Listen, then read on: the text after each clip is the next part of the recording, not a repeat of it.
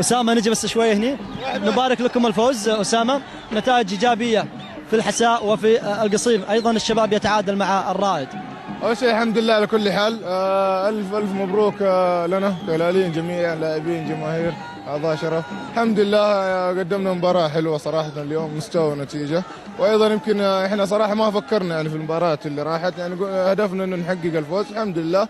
وأيضا جاءت أخبار سعيدة لنا، يعني جزاة الخير خيرين. أسامة نشاهد الهلال يلعب أحيانا بمحور واحد أحيانا بمحورين، اليوم شاهدناه يلعب بمحورين، رادوي وخالد عزيز. أنتم كمدافعين بالتأكيد المحور يضيف لكم دفاعيا خالد عزيز ورادوي. لعب وسط يمين، كان التكتيك اليوم كان غير شوية.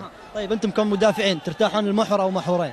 والله شوف، التشكيله اللي بيضعها المدرب اكيد مرتاح لها. يمكن كل الطرق زي ما يقولوا تؤدي الى روما، يعني اي تكتيك بنلعب من بدايه الموسم لعبنا باكثر من تكتيك.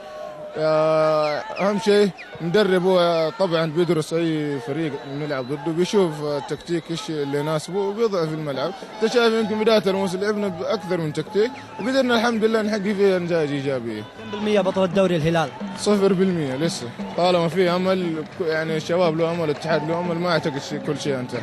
رايك الجماهير اليوم اللي حضرت أسامة؟ نحب نشكرهم يعني كلاعبين صراحه، يعني اعطونا دافع اكبر. وانت في الملعب يعني دائما يوم تلعب تشوف هذه الجماهير، يعني دائما تعطي اكثر، يعني تقول يعني ما يصير انهم يعني يرجعوا خسرانين ويطلعوا من الملعب خسرانين، وهذا اللي حصل مباراة اليوم. توقعاتك ينحسم الدوري في المباريات القادمة الأولى أو الثانية، يعني في يناير الشهر هذا؟ والله كل شيء جاهز، ما ندري، هذه الكورة يعني عجيب وفيها تقلبات وفيها وكل شيء فيها وارد. يمكن يعني تفرح ذحين، يمكن يعني مو من حقنا نفرح، فهمت؟ نلعب واذا حققنا الدوري ذاك الوقت نفرح ان شاء الله. الله يعافيك. شكرا.